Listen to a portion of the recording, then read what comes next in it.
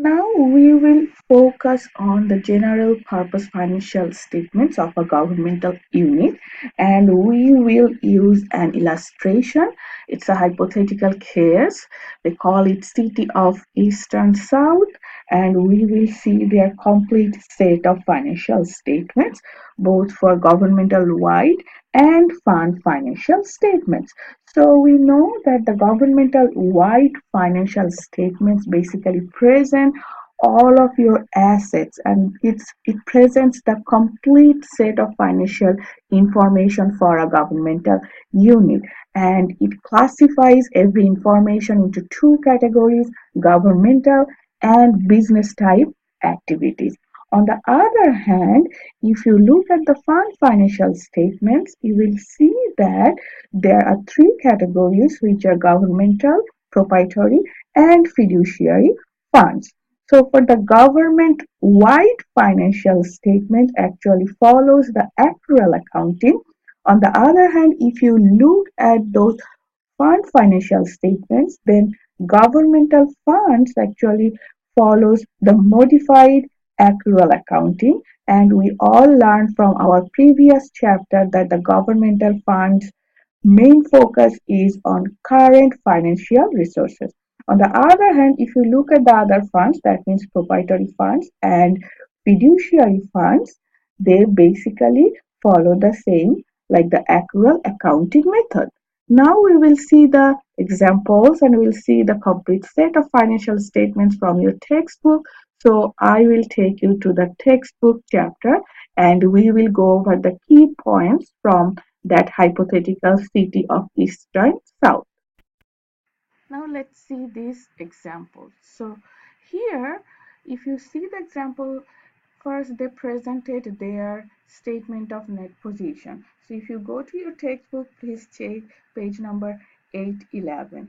So for this city of Eastern South, the statement of net position is just like a balance sheet, and they report all of their current assets and their fixed assets, and they also report all of their liabilities. And we learned from our previous chapter that some items, what we call deferred outflows of resources and deferred inflows of resources, those are neither assets nor liabilities, because those are basically related to future periods, so they will also report that. And the net portion, we call it net positions. So if you see the asset part, you will see that the assets are both short-term and long-term assets. Some assets are net of depreciations. Those are typical capital assets or fixed assets. But some assets, those we actually do not depreciate. Those are land or any type of inexhaustible work of arts or construction in progress. So here, after we present the assets and liabilities, if you see the net position, so net position is also classified into different categories. A big amount is held for capital assets, and then they have some restricted and unrestricted portions. And as we learned earlier, that when the government-wide financial statements will present this statement of net position, or even the statement of activities, they will categorize it into two classifications. One is the governmental activities, another is the business type activities. And sometimes you will see that there is another column, it's called component unit. If they have any specific unit and that kind of is really important to that entity, they will show it in a separate column. So for this example, they have one spatial component unit, which is Eastern South Regional Art Space. Next, we will see the examples of the statement of activities. So the statement of activities is basically an income statements, and if you see again here, they will report all of their expenses, and then they will also report all of their revenues, and those will be classified according to those activities. So the presentation is, again, they will classify the governmental activities and business type of activities. So expenses are presented by functions, and you will see here interest on general long-term debt is considered as an indirect expense, and it is shown as a separate function. And here you will also see all of their revenues, and then finally they will show their net revenue columns. And then here you will see at the bottom general revenues will be shown. And basically this is how they will show their changes in their net positions, and they will add the beginning balance of the year, beginning net position, and this is how they showed how they get the end of the year's net positions. And again they will present it as governmental activities. This column is for the governmental column, and this column is the business type. So here they will also show a total column, and since they chose to report a special component unit, they will have column. And because this is a special type of unit, so they are not including it either into their governmental category or business type of category. This is how a city or any governmental entity will prepare their statement of activities. Let's look at the fund financial statements, and we know that there are three types of funds: governmental funds, proprietary fund, and fiduciary funds. So first example is about the governmental funds. So we all know that governmental funds, they actually report only current resources, and they follow the modified accrual accounting. So if you see the city of Eastern South examples, you will see that here governmental fund balance sheet, they actually don't have any capital assets or long-term assets. So basically all these are current assets, and especially current financial assets, and sometimes you may see their inventory and prepaid items. On the other hand, for the liability sides, it's the same. It does not show any long-term debts. Mostly these are short-term or current liabilities, because the focus is mostly on the current resources or the claim to those current financial resources. So here governmental funds, it will not include any other funds like proprietary funds or component units or fiduciary funds. It will show one general fund, and if the entity has any specific funds. So here, after subtracting all of the liabilities, and if they have any deferred inflows or outflows items from the total assets, they will show the net amount. For a fund financial statements, it is called fund balances, not the net position.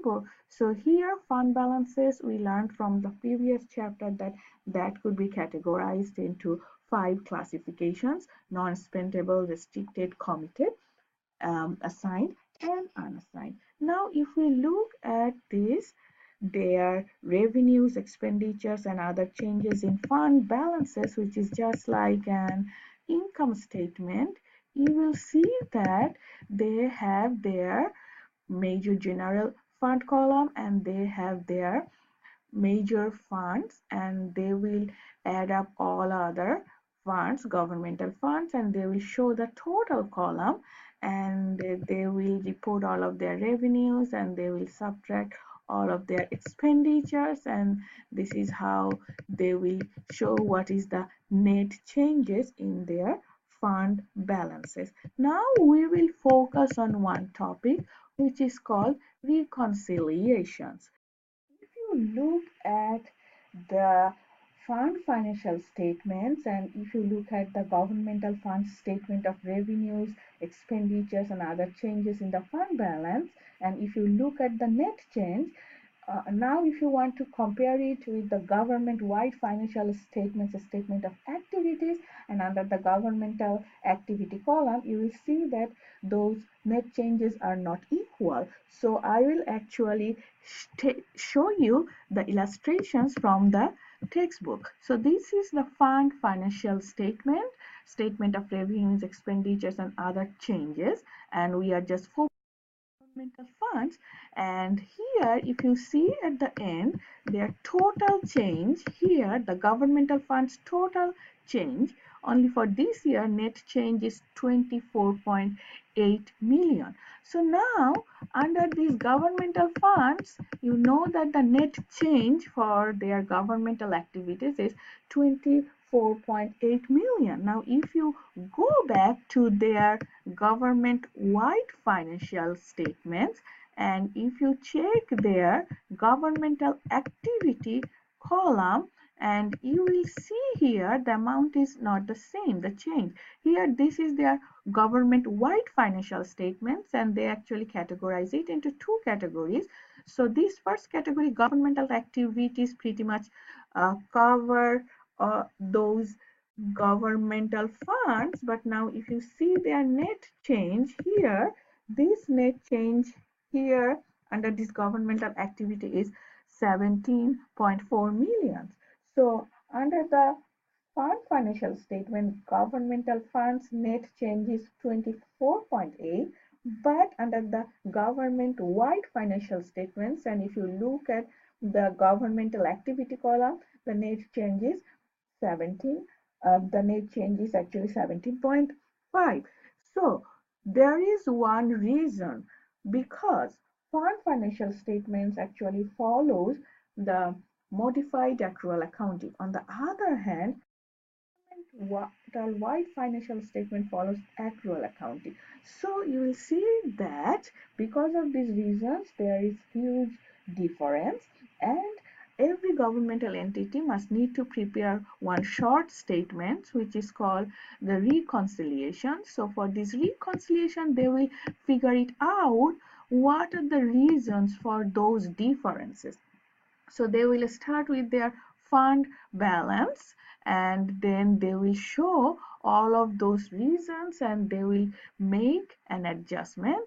For examples, capital assets. So capital assets, those are reported by governmental activities, because if you from your previous chapter, you know that basically governmental funds focus on your current resources, but not those capital activities or any type of capital assets purchases, but it will not be reported in the governmental funds.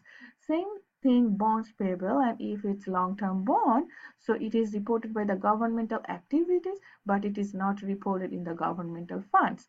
And again, you will see a few other assets and liabilities, those are governmental activities but not reported in the governmental funds. So here you will find different type of items, and you have to show these reconciliations. Basically, when you did your case study last week, you explored one financial statements, governmental wide and fund financial statement, and you just had to find their reconciliation and what are the major reasons. So you will see that major reasons basically if they have any capital assets or any long-term liabilities, and few other items, revenues items, or any internal funds which is reported by governmental activities but not reported in governmental funds. Look at the other funds, proprietary funds. So here if you look at City of Eastern and South proprietary fund statement of net positions, so you will see that they will show all those major enterprise funds. So proprietary funds are business type of activities where the governmental entity is giving or providing any service, and in exchange they are getting fees or charges. This is how they are collecting their revenues. And you will see here, if you look at this statement of net positions, it actually shows all of their assets and liabilities. Since it follows the pure accrual accounting, it will show both type of like current and non-current assets, and it will also show liabilities, current and non-current. That means long-term liabilities, and it will show their net positions. And basically they actually prepare separate columns for major enterprise funds, and they will add up all other not major enterprise funds. So for this city, water, sewerage, and parking, these three are the major enterprise funds. And how you can call a enterprise fund is a major one, it is because of their size. So you see here for this water, its total assets is 88 million. So basically, based on their size, they will report two or three major enterprise funds, and then they will combine others. So again, here it's proprietary funds actually here follow accrual method, and you will see all of their assets, both current and non-current items.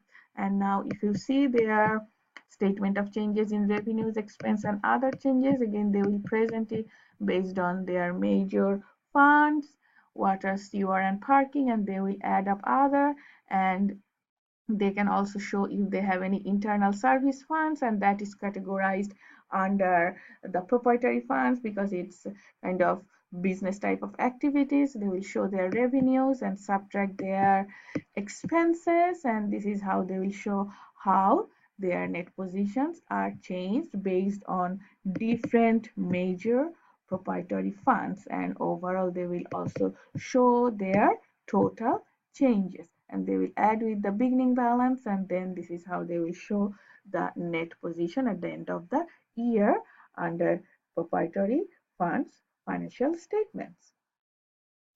As the proprietary of cash flow. So statement of cash flow will present like all those activities, and we know for a typical for-profit institution they have three classifications: operating, investing, and financing. But you will see here they basically will classify those into four categories. So sometimes they may have some type of cash flows from non-capital financing activities.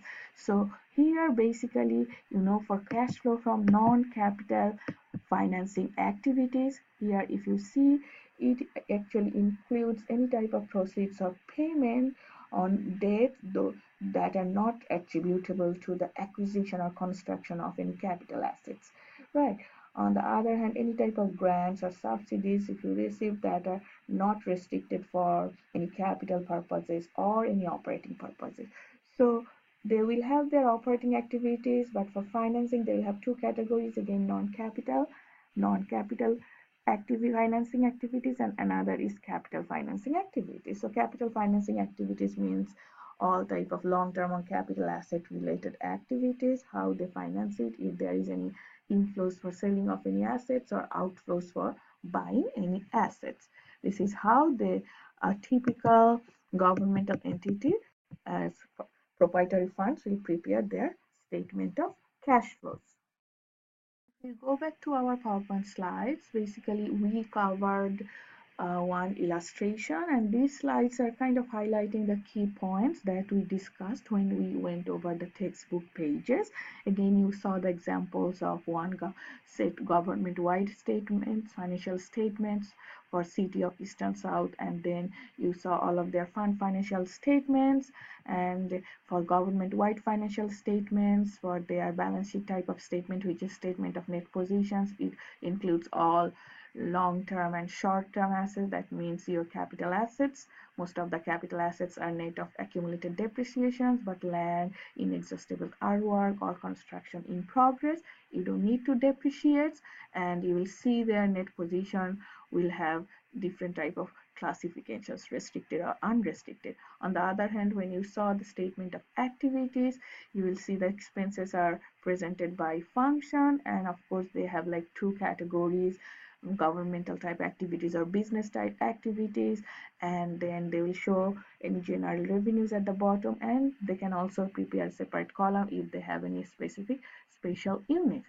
Now when we focus on the fund financial statements, and one of the major focus is governmental funds, you'll see that here there will be one general fund and then other major funds, and since it follows modified accrual accounting and focused on current resources or current liabilities, that means any claim against those current resources, it does not include any capital assets or any depreciations. And then we saw the reconciliation part, because the amount that you will see that the net changes according to the fund financial statements. For the governmental fund, the net change will not be equal to the statement of activities when you look at the government wide financial statements. So basically, we need to prepare one short reconciliation and we need to show what are the major reasons, because most of the cases capital assets or long-term liabilities or different type of revenue items, those will be included in the governmental activity but not in the governmental funds. Then we saw here the statement of revenues, expenditures, and other changes. And we saw the governmental funds. And of course, we saw our example for the proprietary funds. So proprietary funds basically follows the accrual accounting and it shows the business type of activities. And we saw the major proprietary funds, the largest proprietary, couple of large proprietary funds will be in separate columns, and they will add up all other proprietary funds. So for this case, where sewerage, water, and parking, those were their major proprietary funds, and basically it follows accrual. So you will find both their short-term and long-term or capital assets and long-term liabilities. And we also saw the statement of revenues, expense, and other changes for those proprietary funds. And here we also saw the example of the cash flow, and for the financing activities, they will actually categorized into non-capital financing and capital financing. So basically, if they have any type of proceeds or any type of payment and that amount is kind of restricted and not will be used for any capital items, so they include under this non-capital financing activity first. Now we will see another type of special government entities, which are public colleges and universities. So when you studied and learned for not-for-profit organizations, we focused on some examples. Those are related to private universities. Remember, we went over our Sacred Heart financial statements, and then you did one fifth grade assignments. You picked one private universities. Now let's focus on public college and universities. So basically, the goal of both public and private universities is the same. Their goal is to educate students and they charge tuition fees, they do research, but here, public universities actually receive a substantial amount of funds from government. These financial support from government actually make them special, because if you compare the tuition between a public and private, of course, public universities charge less than private universities. So if you look at the major source of their revenues for private university, of course, is tuition and fees, and these tuition and fees basically cover all of their expenditures. But on the other hand, if you look at public universities, their fees and tuitions are so low that it does not cover their expenditures, so they need to get this government support. So basically here you have to remember that private universities, they follow FASB's accounting standards. On the other hand, public universities, they follow actually GASB's standards. So now you can think of these public universities and you can think of different type of standards or different type of alternatives for these type of public universities to prepare their financial statement. One alternative is that they could follow FASB's standard that are applicable to private universities, because basically they are doing the same job. They are educating students, right? They are doing research. Or you can also follow a traditional model and basically do the fund financial statements, and they will have different funds and they will report those type of fund-based financial statements. Now there is another alternative. You can create a new set of financial statements for these public universities, and that will meet the unique nature of public universities.